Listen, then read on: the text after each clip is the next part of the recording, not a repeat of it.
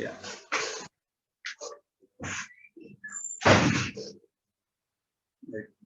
Bismillahirrahmanirrahim. Assalamualaikum warahmatullahi wabarakatuh. Salam, Om Swastiastu, Namo Buddhaya, salam kebajikan, salam sejahtera bagi kita sekalian. Baik, pertama-tama saya ucapkan terima kasih kepada Panitia Seminar Nasional Kelautan dan Perikanan ke-7, Fakultas Kelautan dan Perikanan Universitas Nusa Cendana, Kupang, yang telah mempercayakan saya atau memberi kesempatan kepada saya untuk mempresentasikan hasil penelitian saya dan teman-teman dengan judul Struktur Ukuran dan DNA Barcoding Kerang Kalatue Polymesoda erosa yang dimanfaatkan masyarakat Desa Tolongano, Kecamatan Banawa Selatan, Kabupaten Donggala, Sulawesi Tengah.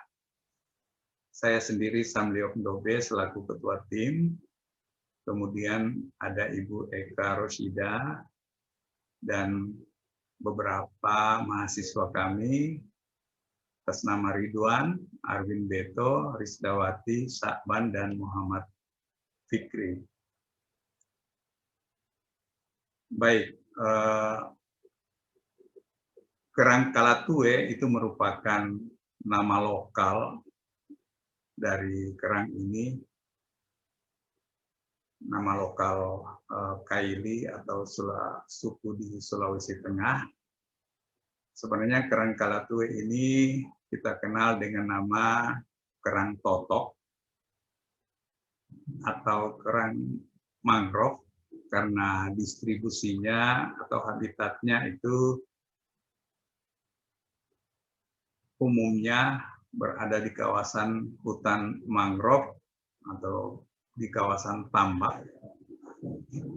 Dan jenis kerang Kalatue ini itu secara ekonomis dimanfaatkan oleh masyarakat Desa Tolongano di Kecamatan Banawa Selatan, Kabupaten Donggala, Provinsi Sulawesi Tengah. Adapun tujuan dari penelitian ini, kami menganalisis struktur ukuran dan spesies berdasarkan DNA barcoding kerang Kalatue yang dimanfaatkan atau yang dikumpulkan atau yang ditangkap oleh masyarakat Desa Tolongano. Diharapkan manfaat penelitian ini dengan mengetahui secara pasti spesies atau identitas dari kerang Kalatue ini berdasarkan DNA barcoding dan mengetahui struktur ukuran yang dimanfaatkan oleh masyarakat, itu kedepannya bisa menjadi suatu saran bagi masyarakat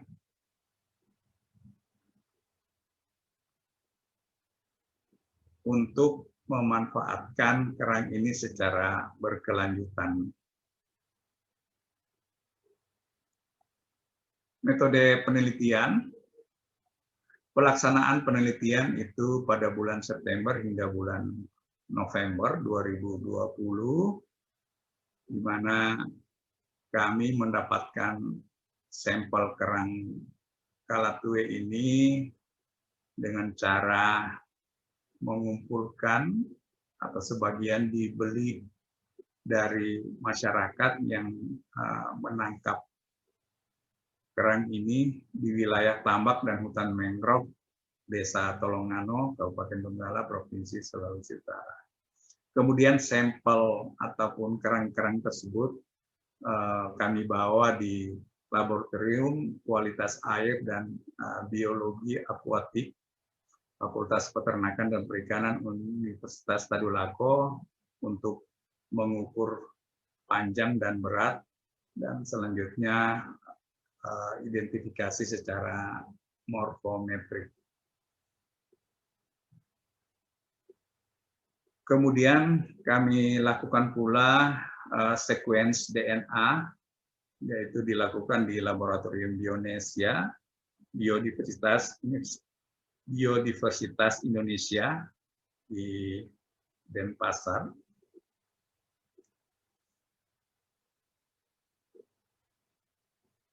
Untuk mengetahui ukuran panjang, kerang kami ukur dengan menggunakan kaliper atau jangka sorong. Kemudian untuk mengetahui berat, kami menggunakan timbangan digital. Dan selanjutnya kami lakukan analisis sequence untuk mengetahui DNA barcoding dari kerang ini. Sebelumnya saya ingin jelaskan apa itu DNA barcoding.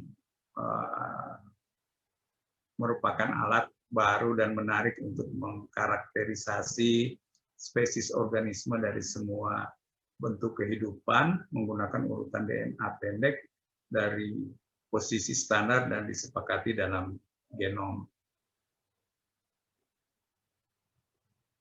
Analisis barcode ini itu bukan tidak punya keterbatasan atau kelemahan atau bukan satu-satunya untuk menentukan spesies, ya. Seperti kita ketahui sudah ada metode klasik yaitu morfologi dan morfometrik. Namun kita bisa memperoleh keuntungan yang pertama itu adalah sebagai alternatif alat identifikasi taksonomi atau tambahan atau konfirmasi untuk metode morfologi, ya, atau metode klasik. Kemudian pengurutan DNA adalah teknik yang cepat dan relatif murah. Kemudian dapat mengolah sejumlah besar spesimen sekaligus sehingga berguna misalnya dalam survei keanekaragaman hayati di suatu ekosistem. Setelah database referensi dibuat, itu dapat diterapkan oleh non-spesialis, ya. Namun ada keterbatasannya. Keterbatasan DNA barcoding itu tidak selalu benar bahwa variabilitas intraspesifik itu dapat diabaikan atau setidaknya lebih rendah dari nilai interspesifik. Kemudian keterbatasan lainnya, tidak ada gen barcode DNA universal. Kemudian urutan barcode harus dihasilkan dari spesimen tipe, sehingga metode ini juga masih amat tergantung pada taksonomi klasik atau morfologi. Menurut Madhupa dan kawan-kawan 2020, bagian genom yang paling sering digunakan sebagai barcode untuk metazoa adalah mitokondrial DNA atau mtDNA dari sitokrom C oksidase I gene atau CO1, atau ada juga yang menyebut one gene. Hasil yang diperoleh dibanding dengan sekuens nukleotida referensi yang telah ada di database seperti NCBI GenBank atau GenBank. Sementara untuk identifikasi spesies itu hanya bisa jika sudah ada sekuens referensi di database.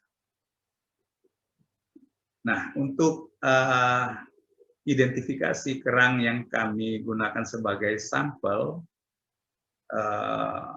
untuk identifikasi DNA barcoding pada penelitian ini itu kami mengambil daging kerang yang disimpan pada tube, ya, seperti yang terlihat pada gambar, berisi etanol murni 96% dan dianalisis PCR di Laboratorium Bionesia, Biodiversitas Indonesia, Denpasar, Bali. Ini adalah langkah-langkah proses DNA barcoding menurut Madhupa 2020. File sequence yang dihasilkan dari sequencing spesimen ini itu yang pertama itu pembersihan atau priming ujung yang tidak jelas dan pengecekan nukleotid yang tidak jelas. Kemudian penyatuan forward dan reference, ya. Blast di NCBI GenBank untuk mencari sequence yang terdekat. Dan kemudian yang terakhir itu adalah evaluasi hasil BLAS. Kita masuk pada hasil dan pembahasan. Jadi hasil pembahasan berdasarkan struktur ukuran, kami memperoleh kisaran ukuran panjang kerang yang dimanfaatkan atau dijual oleh masyarakat itu berkisar antara 19,20 sampai 95,03 mm, dan kisaran berat itu 6 sampai 127 gram. Dari hasil pengukuran, terutama untuk ukuran panjang, ya, itu setelah kami membagi 10 kelas ukuran dari kerang yang dimanfaatkan oleh masyarakat di sana atau di lokasi penelitian kami, itu ternyata didominasi oleh kelas ukuran 3, yaitu ukuran 29 sampai 33 mm dari persentase keseluruhan sampel atau individu yang kami ukur itu persentasenya sebesar 29,47%. Jika dilihat dari data yang ada, struktur ukuran ini itu tidak normal, menunjukkan bahwa kelas ukuran yang lebih besar itu sudah sangat berkurang, dan ini mencirikan ada tekanan secara bioekologis dan juga sebagai ciri overfishing atau ciri tangkap lebih dari suatu organisme. Kita didapatkan pada umumnya ukuran yang dominan itu masih di bawah atau bahkan sangat di bawah ukuran optimum, di mana kita ketahui berdasarkan Sea Life Base, ya, ukuran maksimum spesies ini itu adalah 105 mm, dan ukuran yang paling umum itu 70 mm. Beberapa hal yang belum kami sempat analisis terkait dengan evaluasi status IUCN Red List dari kerang ini, kemudian ukuran matang gonad juga kami belum mengamati, ya, dan juga termasuk biologi reproduksi belum kami dapatkan di Sea Life Base. Oleh sebab itu, karena ukurannya masih sangat jauh di bawah optimum, diduga hasil tangkapan didominasi oleh juvenile atau ukuran yang belum mencapai matang gonad. Selanjutnya hasil sequencing atau untuk mengetahui selanjutnya di data DNA barcoding, ya, dari hasil BLAS itu sequence referensi terdekat dengan sampel kerang kalatue itu adalah sequence dari spesies Gelonia expansa dan Geloina expansa dan Geloina erosa. Itu keduanya dengan persentase kemiripan sangat besar, yaitu lebih besar dari 98%. Revisi taksonomi menempatkan bahwa Polymesoda erosa itu dalam genus Geloina dan menyatukan spesies Geloina erosa dengan Geloina expansa. Tingkat kepercayaan yang sangat tinggi pada spesimen yang diuji, yaitu Polymesoda erosa ini, atau dengan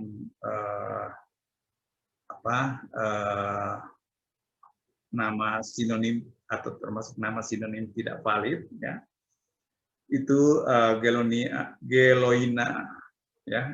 Geloina expansa atau sinonim valid sesuai dengan hasil identifikasi berdasarkan morfologi. Selanjutnya kami membuat pohon filogenetik dari sampel yang kami analisis, sequence. Kami melakukan analisis kebetulan menggunakan 3 sampel dengan spesies yang berbeda, ya. Jadi terlihat bahwa kalau kita lihat dari pohon filogenetik atau filogenetic tree dari sampel kerang kalatue ini, yaitu Bio SUB 99001, ya, ini terlihat bahwa terbentuk clade dengan takson, ya, dengan takson Geloina expansa dan Geloina erosa, ya, itu sebagai sinonim name yang valid. Adapun kesimpulan dan rekomendasi, jadi dari hasil penelitian kami beberapa kesimpulan yang bisa kami tarik terkait dengan pemanfaatan kerang ini di Desa Tolongnano atau di lokasi penelitian kami. Kerang kalatue teridentifikasi secara morfologi dan genetika berdasarkan DNA barcoding itu sebagai Polymesoda erosa dengan nama sinonim valid Geloina expansa. Kemudian terkait dengan ukuran kerang yang dikumpulkan dan diperjualbelikan oleh masyarakat itu didominasi oleh kelas ukuran panjang 29 sampai 33,99 mm. Jika dilihat ukuran ini itu sangat kecil atau jauh di bawah ukuran umum yang dimanfaatkan secara global, yaitu 70 mm, dan ukuran maksimum yang dilaporkan oleh Sea Life Base itu 105 mm. Terindikasi kuat terjadi tangkap lebih atau overfishing dan growth overfishing, ya, di mana organisme ini mengalami tekanan pertumbuhan karena pemanfaatan yang berlebih itu tentu saja, di mana hampir semua individu telah tertangkap sebelum mencapai ukuran yang seharusnya menjadi ukuran panen berkelanjutan, yang akan juga memaksimalkan hasil tangkapan, ya, asal hasil panen total. Adapun rekomendasi dari hasil penelitian ini, perlu penelitian untuk menentukan ukuran pertama kali matang gonat dan klarifikasi biologi reproduksi dari kerang ini. Kemudian rekomendasi utama untuk keberlanjutan ekologis dan ekonomis spesies ini adalah bisa jadi adalah moratorium atau rotasi terkait dengan wilayah atau lokasi penangkapan agar populasi kerang kalatue ini bisa berkembang dari aspek jumlah dan ukuran. Ini adalah target proporsi signifikan individu yang mencapai 70 sampai 100 mm itu berdasarkan Sea Life Base. Meskipun ukuran matang gonat dan ukuran optimal untuk panen belum diketahui, itu dapat direkomendasikan penetapan ukuran minimum sementara yang di atas ukuran kelas dominan saat ini itu sebaiknya mencapai 40 atau 45 mm. Rekomendasi terakhir, kemungkinan besar ukuran minimum ideal di atas ukuran tersebut itu jika populasi mulai menunjukkan ciri-ciri pemulihan, itu ukuran minimum, ya, ukuran minimum yang disarankan atau target tadi itu secara bertahap itu bisa ditingkatkan. Saya kira itu yang bisa kami sampaikan. Sekali lagi terima kasih atas kesempatan kami untuk mempresentasikan hasil penelitian kami ini. Lebih dan kurangnya saya mohon maaf. Billahi taufik wal hidayah. Assalamualaikum warahmatullahi wabarakatuh. Shalom. Om Santi Santi. Om. Salam sejahtera bagi kita semuanya. Terima kasih.